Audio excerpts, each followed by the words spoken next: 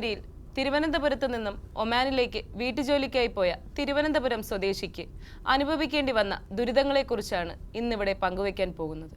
നമ്മുടെ നാട്ടിൽ നിന്നും വിദേശത്ത് ജോലിക്ക് പോകുന്ന അമ്മ പെങ്ങന്മാർ അറിഞ്ഞിരിക്കേണ്ട ഏതാനും ചില കാര്യങ്ങളുണ്ട്. ആരെന്ത് ജോലി വാഗ്ദാനം ചെയ്താലും നാം ഇവിടെ നിന്നും ഒന്നും ചിന്തിക്കാതെ തന്നെ യാത്രയാവും.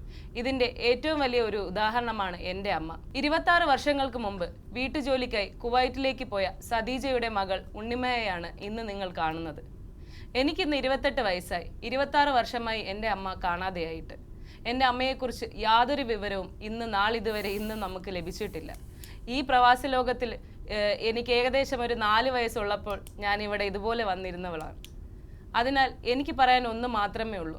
മുൻകരുതലോടുകൂടെ മാത്രമേ നാം നാട്ടിൽ നിന്നും വിദേശത്തേക്ക് പോകാൻ പാടുകയുള്ളൂ.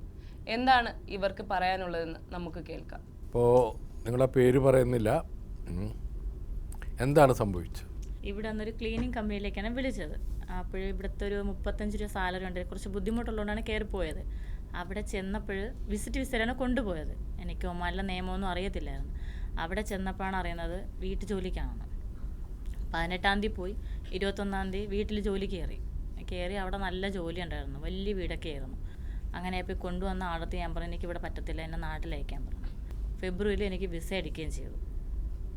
വിസ അടിച്ചപ്പോഴത്തേക്ക് പിന്നെ എൻ്റെ അറബാബ് പറഞ്ഞ് വിസ അടിച്ച് 2 വർഷം ഇവിടെ നിൽക്കണം, അല്ലാതെ പോകാൻ പറ്റില്ല. എന്നാലും ഞാൻ എൻ്റെ സ്പോൺസറോട് പറഞ്ഞു എനിക്ക് പറ്റില്ല, ഈ ജോലി എനിക്ക് പറ്റില്ല, എനിക്ക് നാട്ടിൽ പോയേ പറ്റുള്ളൂ. അപ്പോൾ അവർ ഞങ്ങൾക്കൊരു ഉത്തരവാദിത്വമല്ല, നിങ്ങൾ ആരെ ഏൽപ്പിച്ചോ അവർക്കാണ് ഉത്തരവാദിത്വം എന്ന് പറഞ്ഞു. പിന്നെ ഇവരെ വിളിച്ചിട്ട് ഒരു വിവരവും ഇല്ലായിരുന്നു. ഞാൻ വിളിക്കുമ്പോൾ ഒന്ന് ഫോൺ എടുക്കൂല. അങ്ങനെ ഇരുന്നപ്പോഴാണ് ഞാൻ ജാബർ സാറിനെ വിളിച്ചത്. ജാബർ സാറിനെ വിളിച്ചിട്ട് ഞാൻ കാര്യം പറഞ്ഞു. അപ്പോൾ സാറ് പറഞ്ഞ് വിസ അടിച്ചതുകൊണ്ട് ഇച്ചിരി ബുദ്ധിമുട്ടാണ് പോകാൻ, എന്തായാലും നിങ്ങൾ എംബസി വന്ന് കംപ്ലയിൻറ്റ് ചെയ്യാൻ പറഞ്ഞിട്ട് സാർ എനിക്കൊരു കബീർ സാറിൻ്റെ നമ്പർ തന്നു. ആ സാറായിട്ട് കോൺടാക്ട് ചെയ്തതിന് ശേഷമാണ് ഞാൻ അവിടെ നിന്ന് ഇറങ്ങിയത്.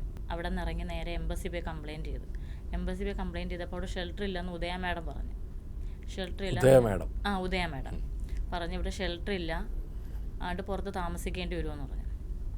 ഒരു 2 മാസത്തിനകം നമ്മളൊരു നീക്കുപോക്ക് ഉണ്ടാക്കാമെന്ന് പറഞ്ഞു.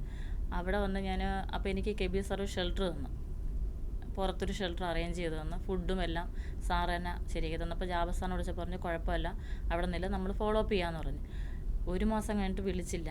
2-ാമത്തെ മാസം ഞാൻ എംബസി പോയപ്പോൾ അവർ പറഞ്ഞു സ്പോൺസർ കംപ്ലയിൻറ്റ് ചെയ്തിട്ടില്ല, കംപ്ലയിൻറ്റ് ചെയ്യാൻ നിങ്ങൾക്ക് ഇവിടുന്ന് പോകാൻ പറ്റില്ല എന്ന് പറഞ്ഞു. ഉദയ മാഡമാണ് ഏറ്റവും ഇതായിട്ട് ഡിലേ ആക്കിയത്. അല്ലെങ്കിൽ അവർ വെച്ച് പെട്ടെന്ന് എനിക്ക് നാട്ടിൽ വരാമായിരുന്നു. അവരാണ് അവിടെ നിൽക്കാൻ കാരണം. നമുക്ക് വേറെ ജോലി അവരുടെ താല്പര്യം എന്താ? അവർ നമുക്ക് ചെല്ലുമ്പോൾ അത്രയും നിങ്ങൾക്ക് പോവാൻ ട്രാവൽ ബാൻ ഉണ്ടോ എന്ന് ചെക്ക് ചെയ്യണമെന്ന് 1 മാസത്തോളം അറബാബ് കംപ്ലയിൻറ്റ് ചെയ്തിട്ട് 1 മാസത്തോളം അവിടെ ഹോൾഡ് ചെയ്ത് വെച്ചിരുന്നു. അറബികളെ ഏജൻസി പണിയാണോ എംബസിക്ക്? അതറിയത്തില്ല. അവിടെ ഒരു ഒമാനിയാണ് നിൽക്കുന്നത്, ഈ ലേബർ ഓഫീസർ.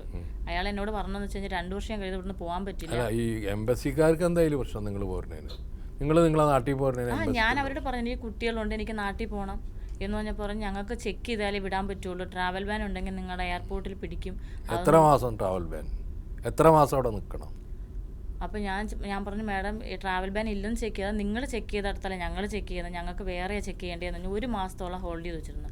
ജാബർ സാർ ഇതിൻ്റെ പിറകെ വിളിച്ചിട്ട് അവർ മൈൻഡാക്കി. ലാസ്റ്റ് ഒക്ടോബർ ആദ്യം ആണ് അവരെന്നെ വിളിച്ചത്. ഒക്ടോബറിൽ വിളിച്ചിട്ട് പറഞ്ഞ് 3-ാം തീയതിയോ 4-ാം തീയതിയോ ടിക്കറ്റ് കൺഫേം ചെയ്യാൻ പറഞ്ഞു. ജാബർ സാറാണ് എനിക്ക് നാട്ടിലേക്കുള്ള ടിക്കറ്റ് എടുത്തു തന്നത്.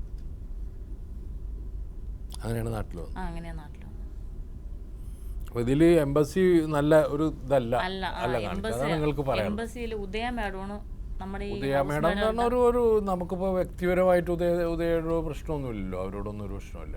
പക്ഷെ അതല്ലല്ലോ വിഷയം. നമ്മൾ ഒരു പൊസിഷനിലിരിക്കുമ്പോൾ ഇന്ത്യ രാജ്യത്തിൻ്റെ പ്രതിനിധിയാണ് എംബസി.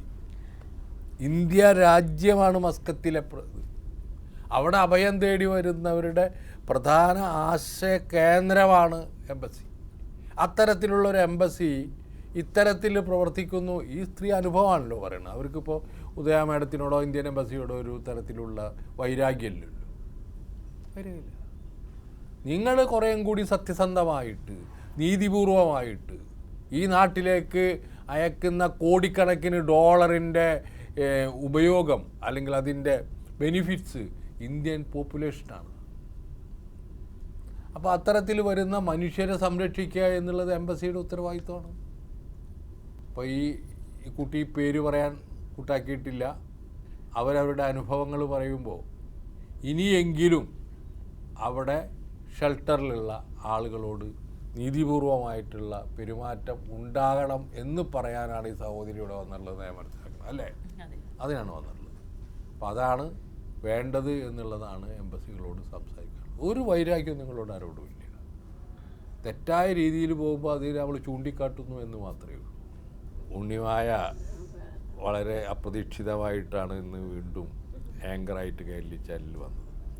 ദീർഘകാലത്തെ പരിചയമാണ് ആ കുട്ടിയായിട്ടുള്ളത്. വളരെ കുട്ടിയായിരിക്കുമ്പോഴാണ് പ്രവാസ ലോകത്തിലേക്ക് ഉണ്ണിമായുടെ അമ്മ, മുത്തശ്ശി ജഗദമ്മ, നിങ്ങൾക്കെല്ലാവർക്കും ഓർമ്മ ഉണ്ടാവും. ജഗദമ്മ എത്രയോ പ്രാവശ്യം ഈ ചാനലിൽ ഉണ്ണിമായുടെ അമ്മയെ അന്വേഷിച്ച് വന്നിട്ടുണ്ട്. ഞങ്ങൾ നിരാശപ്പെട്ടു പോയ, പരാജയപ്പെട്ടു പോയ ഒരധ്യായമാണ് ഉണ്ണിമായുടെ അമ്മയെക്കുറിച്ചുള്ള അന്വേഷണവും അതിനെ തുടർന്നുള്ളതും. പക്ഷേ ഒരു കാര്യം ഞങ്ങൾ ചെയ്തിട്ടുണ്ട്. ഉണ്ണിമായെയും ജഗദമ്മയെയും സഹോദരന്മാരെയും ഞങ്ങളെക്കൊണ്ട് പറ്റാവുന്ന രീതിയിൽ ഞങ്ങൾ ഞങ്ങളുടെ ഹൃദയത്തോട് ചേർത്ത് പിടിച്ചിട്ടുണ്ട് എന്നുള്ള കാര്യത്തിൽ യാതൊരു സംശയമില്ല. ഇന്ന് ഇവിടെ വീണ്ടും ആങ്കറായിട്ട് വന്ന ഉണ്ണിമായെ ഞാൻ സ്വാഗതം ചെയ്യുകയാണ്. സന്തോഷമുണ്ട്. അവൾ വിവാഹിതയായിരിക്കുന്നു, മക്കളായിരിക്കുന്നു, ഒക്കെ ഉള്ളത് വലിയ സന്തോഷകരമായ കാര്യമാണ്. ഓക്കെ.